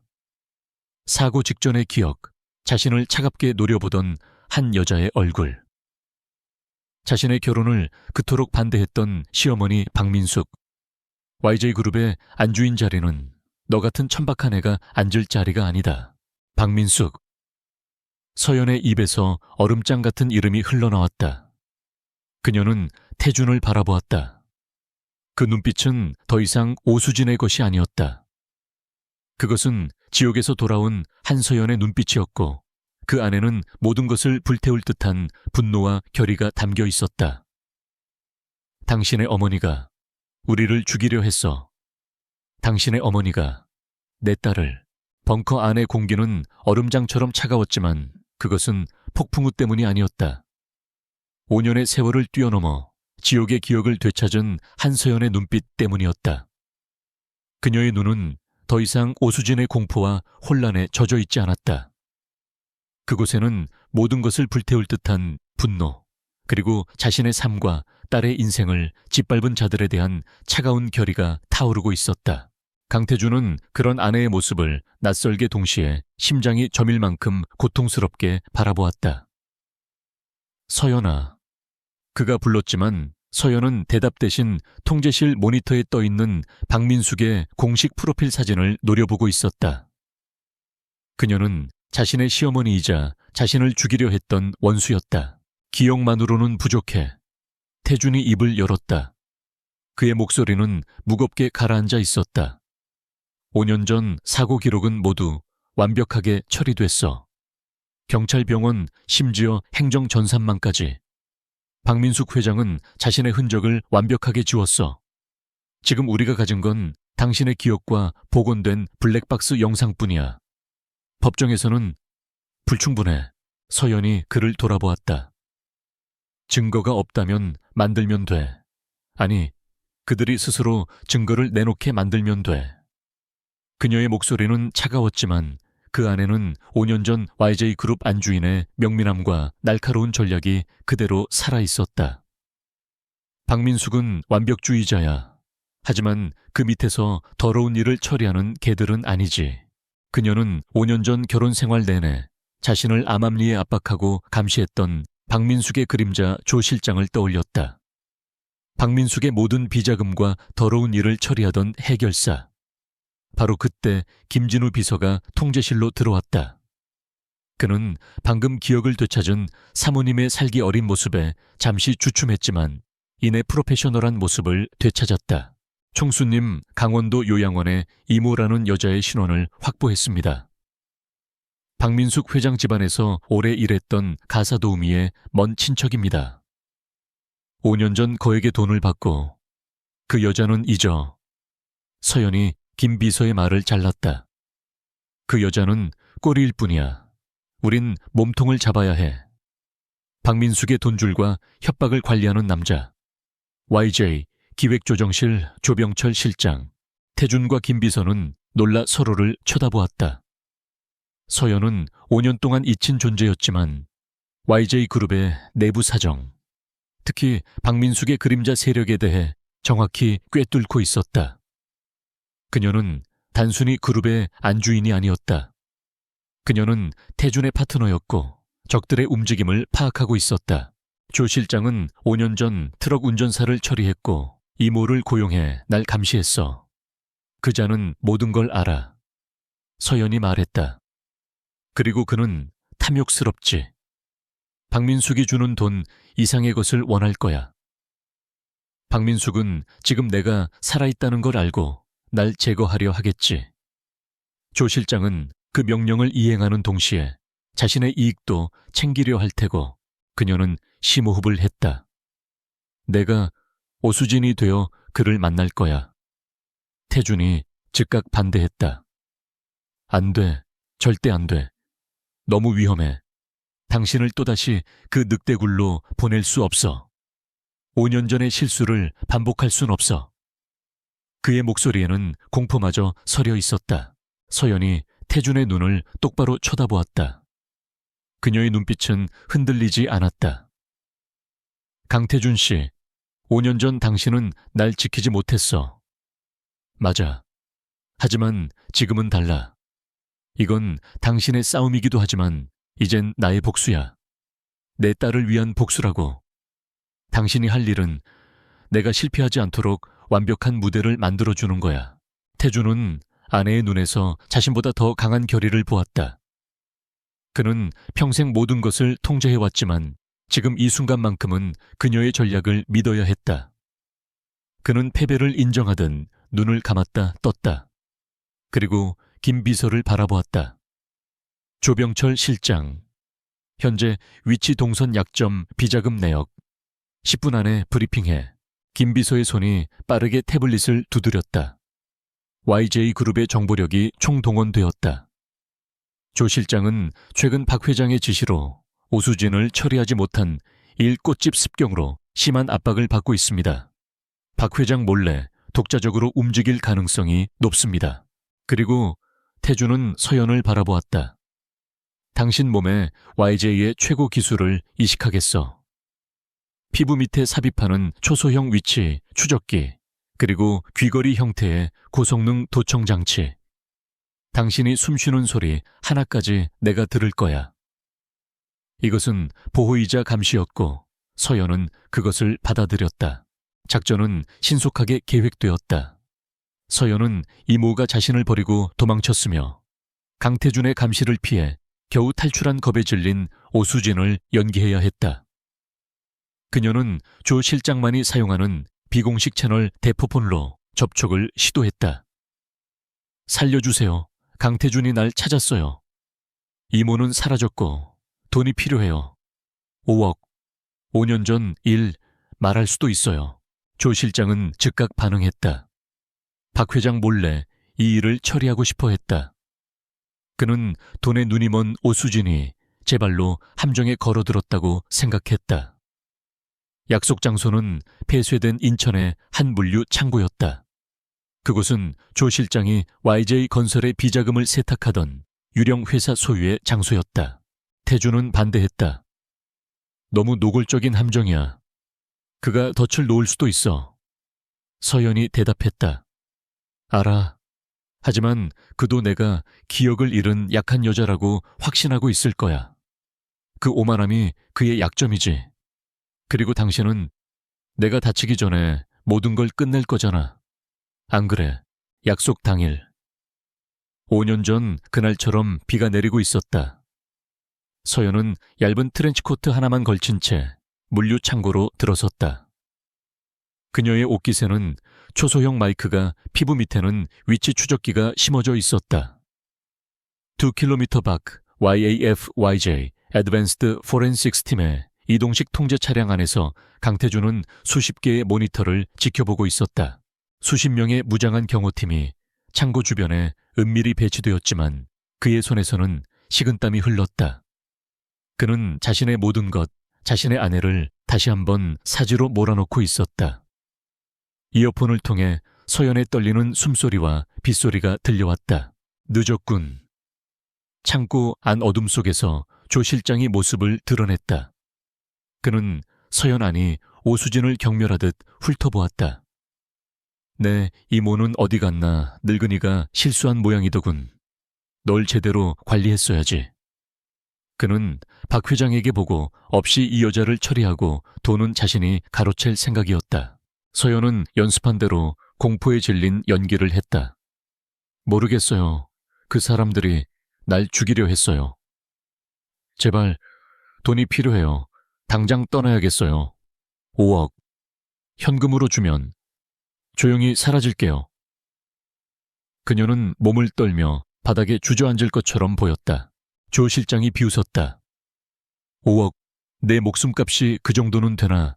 그는 서연에게 천천히 다가왔다. 박 회장님은 네가 살아있는 걸 아주 불쾌해하셔. 5년 전에도 그랬지. 돈 대신 더 확실한 걸 주는 게 어떨까. 5년 전처럼. 그의 손이 서연의 목을 향하려던 순간이었다. 서연이 공포에 질린 목소리로 속삭였다. 5년 전, 그 트럭 운전사, 당신이 직접 밀었어요. 조 실장은 순간 멈칫했다. 기억 잃은 여자가 할 질문이 아니었다. 뭐라고? 서연이 천천히 고개를 들었다. 그녀의 눈빛은 더 이상 공포에 질린 먹잇감의 것이 아니었다. 그 돈 박민숙이 직접 준 거야. 아니면 네가 중간에서 횡령했나.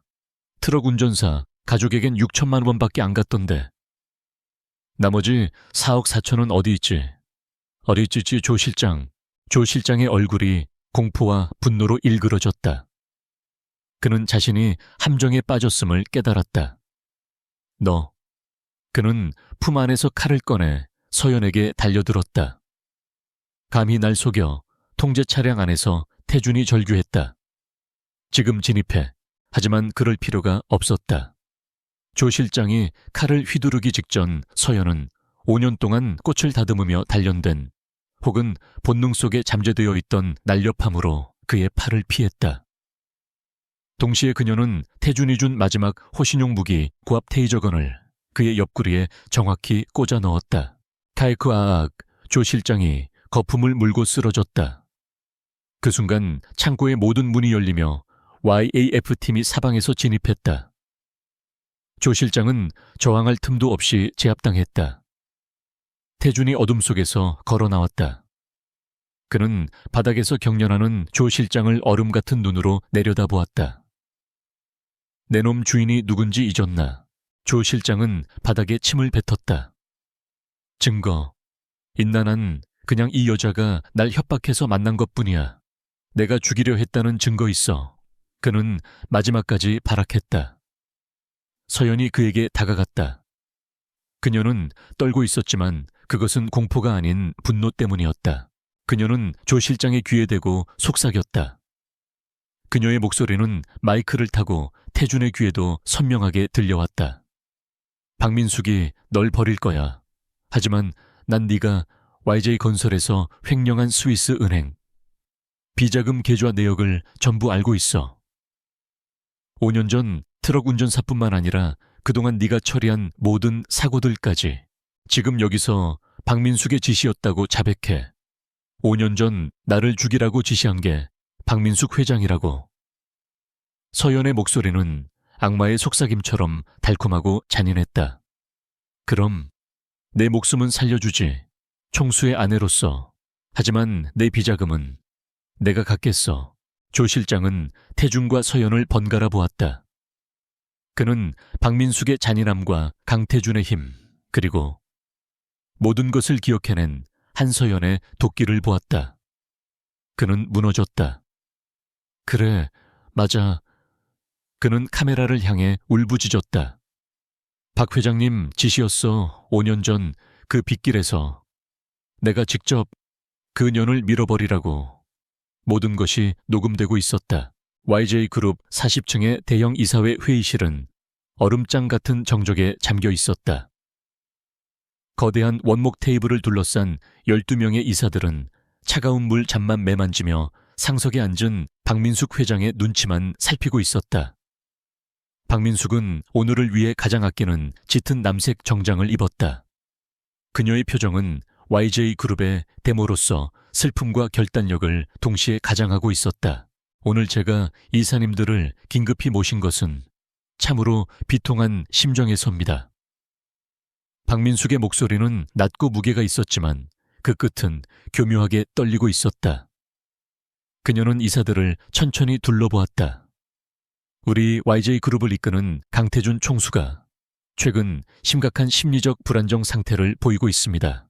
이사들 사이에서 낮은 웅성거림이 퍼져나갔다. 박민숙이 노린 것이 바로 그것이었다.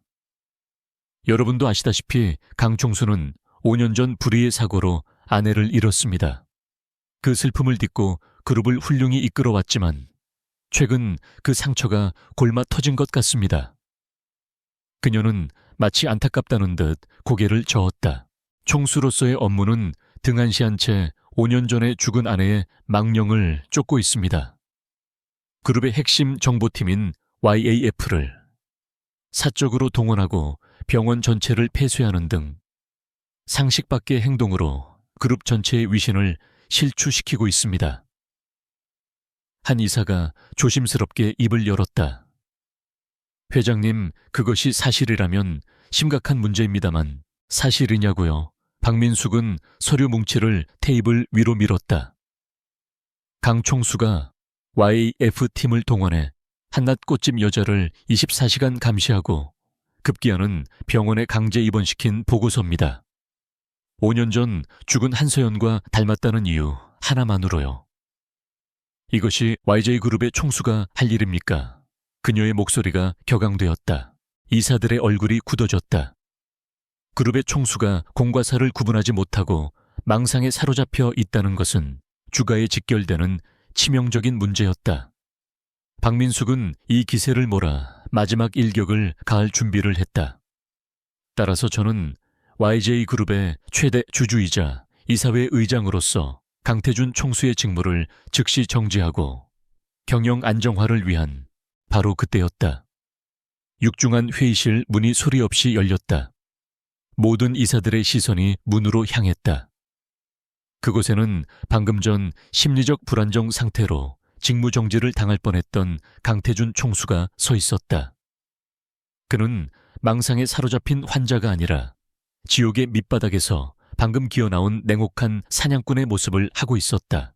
어마마마, 제 직무정지를 논의하시는데 당사자가 빠지면 섭섭하지 않겠습니까?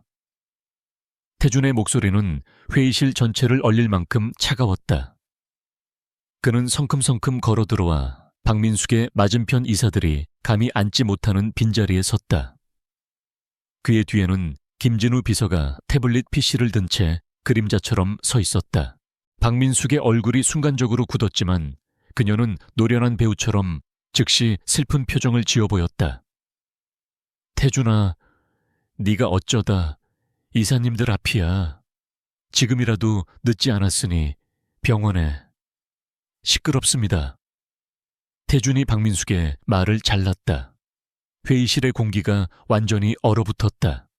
아들이 감히 어머니에게 제가 망상에 사로잡혀 죽은 아내를 쫓고 있다고 하셨습니까? 태준은 김비서에게 눈짓했다. 김비서는 즉시 태블릿을 회의실 메인 스크린에 연결했다. 네, 맞습니다. 저는 지난 며칠간 제 아내를 쫓았습니다. 그리고 제 아내를 죽이려 했던 자도 쫓았죠. 박민숙의 눈이 가늘어졌다. 태준아, 그게 무슨 여기 이사님들께 흥미로운 영상을 하나 보여드리고 싶군요. 태준의 손짓에 따라 스크린에는 어두운 폐창고의 영상이 재생되기 시작했다. 영상 속에는 YIJ 기획조정실의 조병철 실장이 공포에 질려 바닥에 쓰러져 있었다. 이사들이 술렁였다. 조 실장, 이게 무슨 영상인가? 영상 속에서 조 실장이 절규하기 시작했다. 그래, 맞아. 박 회장님, 지시였어. 5년 전 그 빗길에서 내가 직접 그년을 밀어버리라고. 선명한 목소리, 그리고 그가 언급한 박 회장님이라는 단어. 회의실은 물을 끼얹은 듯 조용해졌다. 모든 이사들의 시선이 스크린과 박민숙 회장의 얼굴 사이를 경악하며 오갔다. 박민숙의 얼굴은 더 이상 우아한 데모의 것이 아니었다. 그녀는 핏기가 가신 얼굴로 스크린을 노려보며 짐승처럼 낮은 소리로 으르렁거렸다. 거짓말이야. 저건 조작된 거야. 조작이라고요. 태준이 비웃었다.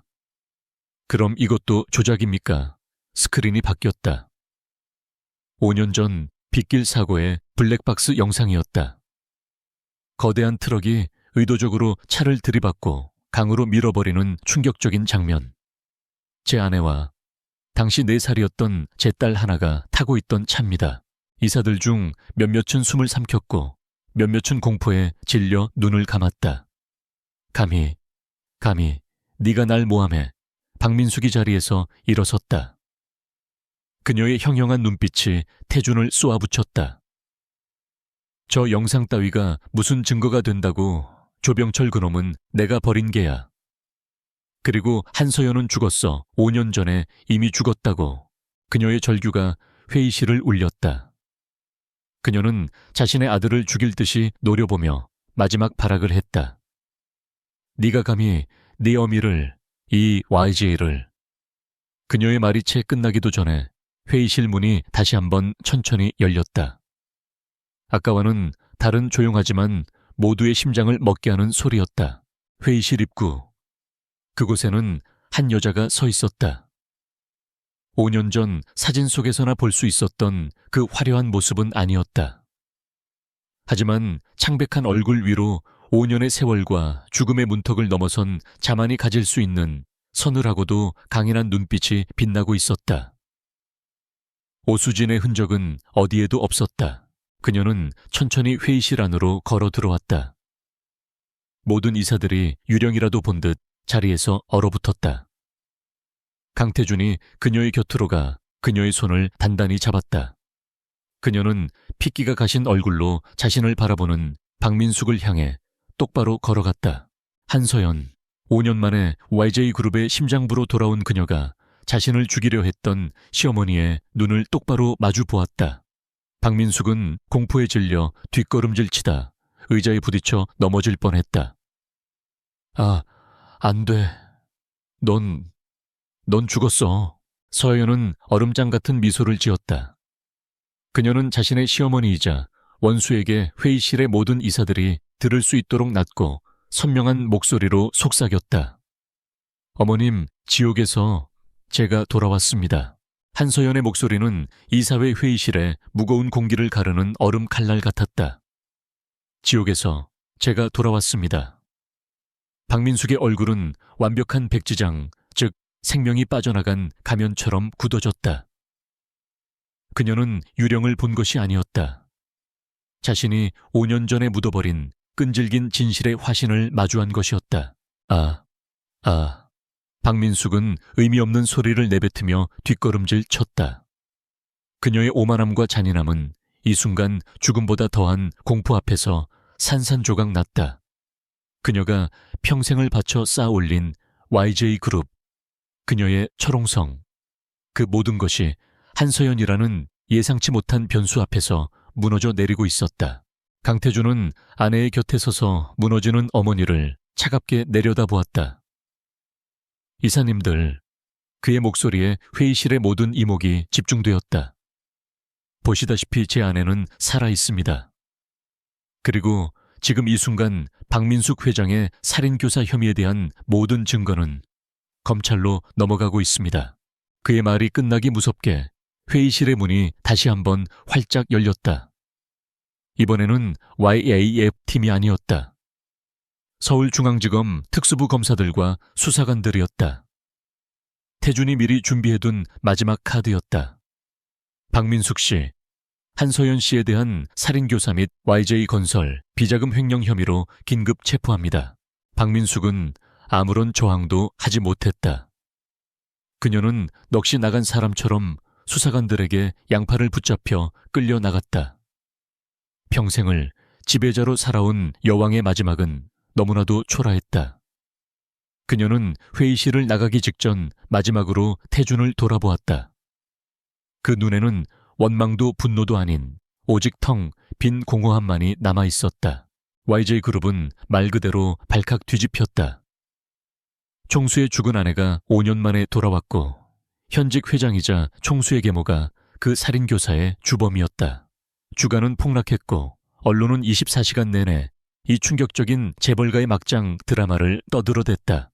그룹 전체가 좌초될 위기에 처했다. 하지만 강태준은 흔들리지 않았다. 그는 이사회가 끝나자마자 비상경영체제를 선포했다. 그는 박민숙의 잔재 세력을 하룻밤 만에 모조리 숙청했다. 조병철의 자백과 그가 관리하던 비자금 장부는 YJ그룹 내부의 거대한 암덩어리를 도려내는 완벽한 명분이 되어주었다. 태준은 72시간 동안 단 한숨도 자지 않고 위기를 수습했다. 그는 긴급 기자회견을 자청해 카메라 플래시 앞에서 모든 진실을 밝혔다. 자신의 치부이자 YJ의 오점인 계모의 범죄를 숨기지 않았다. 오히려 투명하게 공개하고 피해자인 아내와 딸에 대한 사죄, 그리고 YJ를 바로 세우겠다는 결연한 의지를 표명했다. 시장의 반응은 냉혹했지만 동시에 그의 결단력에 점차 신뢰를 회복하기 시작했다. 위기는 그렇게 강태준이라는 더 강력한 리더의 소나귀 안에서 통제되고 있었다. 하지만 거대한 폭풍이 지나간 자리는 그가 통제할 수 없는 또 다른 상처들을 남겼다. YJ그룹의 가장 깊숙한 곳 평창동의 봉화저택. 그곳은 5년 만에 돌아온 안주인을 맞이했지만 행복한 재회의 장소라기보다는 모든 것이 낯선 또 다른 전장이었다. 한서연은 자신이 과거에 입었던 값비싼 드레스와 보석들 앞에 서 있었다. 거울 속의 자신은 분명 한서연이었지만 그녀의 영혼은 여전히 오수진의 기억을 붙들고 있었다. 지난 3년간의 삶은 비록 거짓된 신분 위에 세워진 것이었지만 그 시간 동안의 평온함과 꽃을 만지며 느꼈던 소박한 기쁨은 진짜였다. 하지만 이제 그녀는 YJ그룹 총수의 아내 한서연으로 돌아와야 했다. 그녀는 자신이 입어야 할 옷이 아니라 마치 무거운 갑옷을 입는 것처럼 느껴졌다. 강태준 역시 마찬가지였다. 그는 회사의 모든 것을 통제할 수 있었지만 5년 만에 돌아온 아내와 어떻게 마주해야 할지 몰랐다. 그는 5년 동안 그녀를 그리워하며 차가운 로봇처럼 변해버렸다. 이제 와서 따뜻한 남편, 다정한 아빠의 역할을 하려 했지만 그의 모든 행동은 서툴고 어색했다. 필요한 건 없어 사고 이후로 취향이 바뀌었을 수도. 태준은 서재에서 밤을 새우다 새벽녘에야 침실로 돌아와 잠들지 못한 서연에게 어렵게 말을 걸었다. 서연은 창밖을 바라보다가 고개를 저었다. 모르겠어요. 내가 뭘 좋아했는지도 이젠 잘 모르겠어요. 두 사람 사이에는 5년이라는 거대한 강이 흐르고 있었다. 그 강을 건너기에는 서로가 입은 상처가 너무 깊었다. 그들 사이를 위태롭게 연결해 주는 것은 오직 하나 딸 강하나뿐이었다. 하나는 엄마가 돌아왔다는 사실에 기뻐했지만 동시에 혼란스러워했다. 하나는 엄마라고 불렀던 상냥한 꽃집 아줌마, 오수진과 지금 눈앞에 낯설고 슬퍼 보이는 엄마 한서연 사이에서 갈피를 잡지 못했다. 아이는 밤마다 악몽을 꾸었고 그때마다 서연을 찾기보다 아빠인 태준의 품을 먼저 파고들었다. 그것은 서연에게 또 다른 아픔이었다. 태준은 그제야 깨달았다. 자신이 되찾은 것은 5년 전에 완벽했던 가정이 아니라 산산조각 난 파편들이었다. 이 파편들을 다시 맞추는 것은 YJ그룹을 위기에서 구하는 것보다 100배는 더 어려운 일이었다. 그는 처음으로 YJ그룹 총수가 아닌 한 사람의 남편이자 아버지로서 무엇을 해야 할지 고민했다. 그는 YJ그룹 산하의 최고 심리 상담팀을 불렀다. 그 자신과 서연 그리고 하나. 세 사람 모두에게는 시간이 그리고 전문적인 치유의 과정이 필요했다. 그는 자신의 모든 스케줄을 재조정했다. 매일 저녁 8시 이후의 일정은 모두 비웠고 주말은 온전히 가족과 보내기로 했다. 서연은 저택의 거대한 정원 한 구석 5년 동안 방치되어 잡초만 무성했던 작은 온실을 발견했다. 그곳은 과거 그녀가 가장 좋아했던 스위트피와 데이지를 직접 키우던 공간이었다. 오수진이었을 때 꽃을 사랑했던 것이 우연이 아니었음을 깨달았다. 그녀는 값비싼 드레스 대신 편안한 작업복을 입고 온실을 치우기 시작했다. 흙을 만지고 잡초를 뽑고 새로운 씨앗을 심었다. 그것은 단순히 정원을 가꾸는 일이 아니었다. 5년 동안 엉망이 된 자신의 내면을 잃어버린 자신의 정체성을 다시 심는 과정이었다. 태주는 그런 그녀를 멀리서 지켜보기만 할 뿐 감히 다가가지 못했다. 그러던 어느 주말 오후 하나가 작은 물뿌리개를 들고 서연에게 다가갔다. 엄마, 나도 할래. 아이는 망설이며 말했다.